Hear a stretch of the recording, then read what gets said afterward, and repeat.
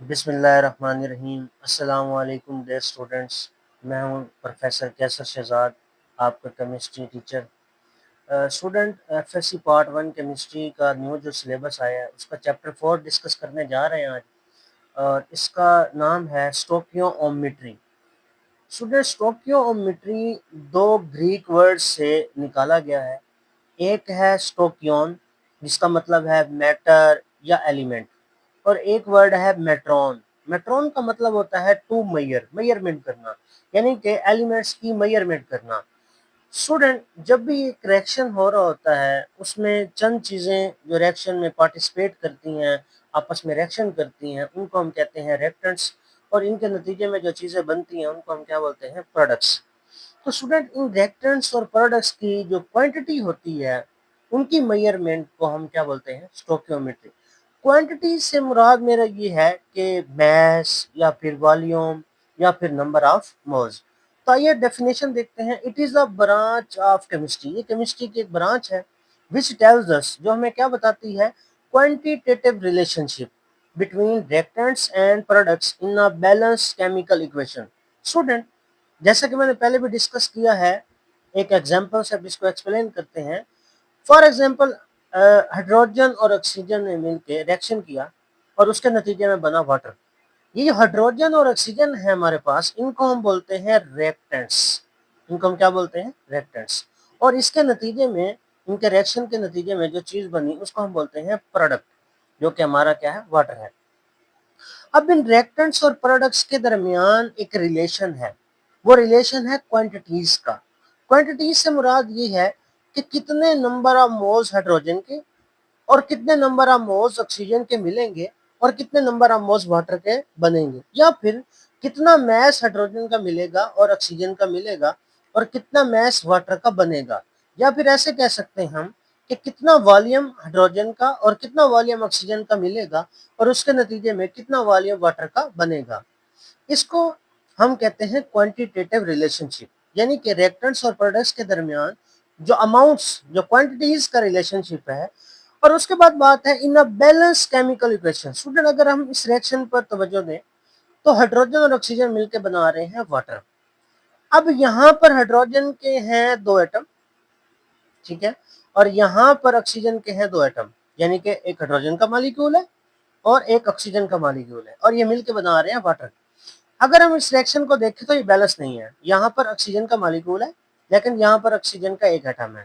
तो इस इक्वेशन को हम करते हैं बैलेंस। अगर मैं यहाँ पर 2 लगा दूं और यहाँ पर भी 2 लगा दूं, अब ये रिएक्शन है बैलेंस। ऐसा रिएक्शन जिसमें number of moles of reactants और number of moles of products बराबर हों और इनका मास बराबर हो, इनका वॉल्यूम बराबर हो, इसको हम कहते हैं बैलेंस केमिकल इक्वेशन। तो स्टूडेंट, स्टोकियोमेट्री जो है इस बैलेंस केमिकल इक्वेशन में रिएक्टेंट्स और प्रोडक्ट्स के दरमियान जो क्वांटिटीज का रिलेशनशिप है, जिसको क्वांटिटेटिव रिलेशनशिप बोलते हैं, उसकी स्टडी करती है। अब हम बात करते हैं स्टोकियोमेट्री की असम्पशंस की। असम्पशंस के मतलब है मफरूजे, अज्यूम करना है, ठीक है। तो पहला जो असम्पशन है वो है all the reactants are converted into products, यानी कि तमाम के तमाम जो रिएक्टेंट्स हैं उनका प्रोडक्ट्स में कन्वर्ट होना जरूरी है। उसके बाद है कि no side reaction occur. Student, अगर साइड रिएक्शन होता है तो हमारा रिएक्टेंट्स वेस्ट होता है और फिर हमारा डिजायर्ड प्रोडक्ट नहीं बनता। तो साइड रिएक्शन नहीं होना चाहिए। जैसा कि एक एग्जांपल हम लेते हैं कि कार्बन जब ऑक्सीजन के साथ रिएक्शन करती है तो कार्बन डाइऑक्साइड बनता है। अब यही कार्बन कुछ ऑक्सीजन के साथ मिलकर साइड रिएक्शन में कार्बन मोनोऑक्साइड भी बना देती है, लेकिन स्टोकियोमेट्री के अंदर ये साइड रिएक्शन नहीं होने चाहिए, बल्कि तमाम के तमाम रिएक्टेंट्स जो हैं वो प्रोडक्ट्स के अंदर कन्वर्ट हो जाने चाहिए। स्टूडेंट, अब हम बात करेंगे लॉज की। वो लॉज जो स्टोकियोमेट्रिक कैलकुलेशन करते हुए फॉलो करते हुए, यानी कि स्टोकियोमेट्री जिन लॉज को फॉलो करती है वो दो लॉज है मेनली। एक लॉ है law of conservation of mass और दूसरा लॉ है law of definite proportion.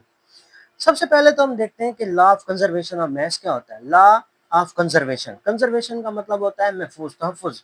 Mass, it's mean कि जो मैस है वो कंजर्व रहेगा।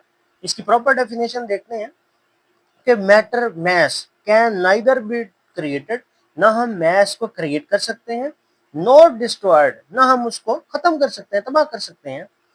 तो अगर हम स्टोइकियोमेट्री की टर्म्स के अंदर इसको देखें तो इसका मतलब ये होगा कि टोटल मास ऑफ रिएक्टेंट्स जो है वो टोटल मास ऑफ प्रोडक्ट्स के क्या होगा, बराबर होगा in a balance chemical equation.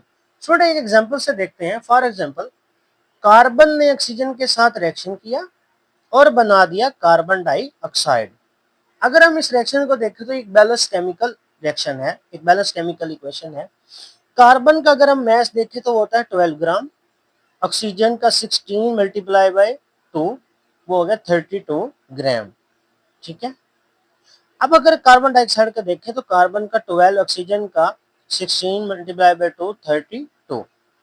तो 32 प्लस 12, 2 to 4, 3 और 1 4, 44 ग्राम। और इधर देखें यहाँ पे क्या है, 44 ग्राम। तो दोनों तरफ 44 ग्राम आ रहा है। इट्स मीन कि जो मैस ऑफ रिएक्टेंट्स है और जो मैस ऑफ प्रोडक्ट्स है ये क्या है, इक्वल है। तो स्टोइकियोमेट्री जो है वो law of conservation of mass को फॉलो करती है। इसमें होता ये है कि ना मैस डिस्ट्रॉय होता है ना बनता है, बल्कि एक फॉर्म से दूसरी फॉर्म में तब्दील हो जाता है, यानी कि रिएक्टेंट से प्रोडक्ट्स के अंदर कन्वर्ट हो जाता है। और टोटल जो मैस ऑफ रिएक्टेंट्स है वो मैस ऑफ प्रोडक्ट्स के क्या होता है, इक्वल होता है। सेकंड जो लॉ है वो है law of definite proportion. Student, definite का मतलब होता है खास, मखसूस, फिक्स। प्रोपोर्शन का मतलब तनासुर। इस लॉ को देखते हैं, ये लॉ क्या कहता है, कहता है प्योर कंपाउंड जो है, a pure compound always contain the same element combined in the same ratio by the mass. Student, यहां पर जो बात करना चाह रहे हैं कि जब भी कोई कंपाउंड एक बनता है उसमें जो एलिमेंट्स होते हैं वो बाई मास उनकी रेशियो हमेशा फिक्स होती है, वो कभी भी चेंज नहीं होती। फॉर एग्जांपल, जब वाटर बनता है H2O तो उसमें हाइड्रोजन और ऑक्सीजन का रिएक्शन होता है। अगर हम इनकी रेशियो की बात करें तो हाइड्रोजन का अगर मास देखें तो वो है 2 ग्राम H2। हाइड्रोजन का एक वो जो मोल का मास होता है 1 ग्राम, तो दो दफा है तो ये 2 ग्राम। और ऑक्सीजन का 16 ग्राम ये मास है। अगर हम इसकी रेशो निकालें तो ये 1:8 बनेगी। स्टूडेंट, जब भी वाटर बनेगा तो बाई मास रेशो ये 1:8 फिक्स रहेगी। चाहे आप वाटर के 2 मोल्स बनाएं या 5 मोल्स बनाएं या 10 मोल्स बनाएं, तो ये रेशो हमेशा क्या रहेगी, फिक्स रहेगी। वो रेशो रहेगी 1:8 है। तो लॉ ऑफ डेफिनेट प्रोपोर्शन यही कहता है कि जब भी एक प्योर कंपाउंड बनेगा तो उसमें रिएक्टेंट्स और रिएक्टेंट्स की जो रेशो होगी बाई मास वो हमेशा फिक्स रहेगी, सेम रहेगी। नेक्स्ट चलते हैं, स्टोइकियोमेट्रिक रिलेशनशिप। स्टूडेंट, कुछ रिलेशनशिप की हम बात करेंगे यहाँ पर कि बैलेंस केमिकल इक्वेशन के अंदर जो क्वांटिटीज होती हैं रिएक्टेंट्स और प्रोडक्ट्स की, उनके दरमियान कुछ रिलेशनशिप होता है। जैसे कि हमने पहले डिस्कस किया है कि क्वांटिटी से मुराद मोल्स भी हो सकता है, वॉल्यूम भी हो सकता है, मास भी हो सकता है।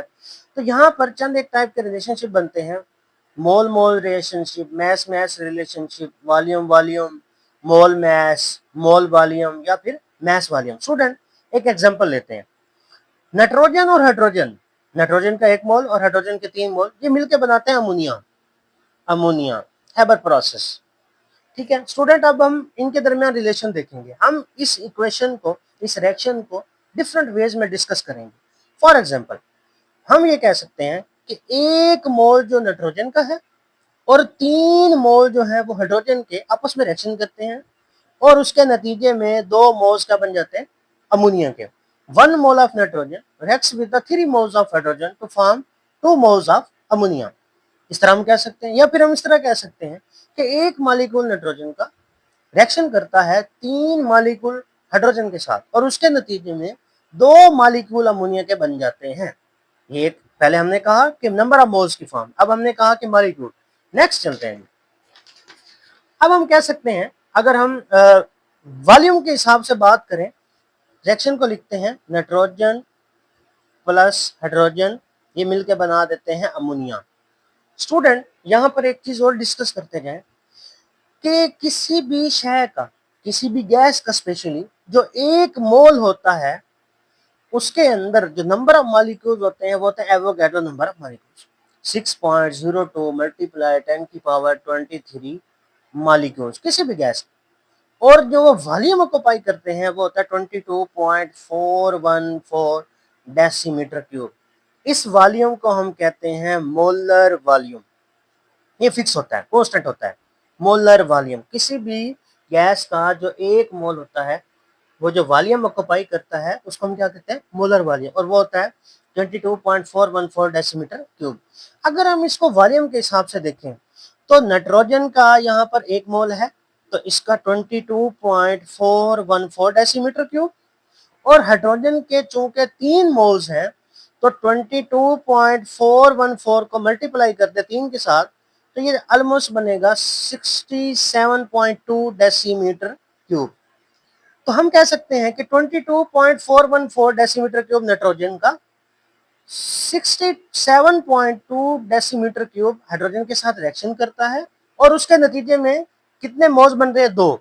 22.414 मल्टीप्लाई बाय 2, तो ये 44.8 डेसीमीटर क्यूब बनता है। तो हम ये कह सकते हैं वॉल्यूम के एतबार से कि 22.414 डेसीमीटर क्यूब नाइट्रोजन का रिएक्शन करता है 67.2 डेसीमीटर क्यूब हाइड्रोजन के साथ, और इसके नतीजे में 44.8 डेसीमीटर क्यूब अमोनिया तैयार हो जाता है।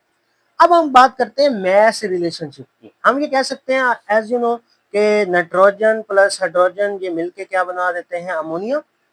ठीक है, अब हम मैस की बात करते हैं। नाइट्रोजन का मैस होता है 14 मल्टीप्लाई बाय 2, ये 28 ग्राम। हाइड्रोजन की अगर बात करें तो हाइड्रोजन का होता है 1 multiply by 2 multiply by 3, 3 multiply by 2 6 gram.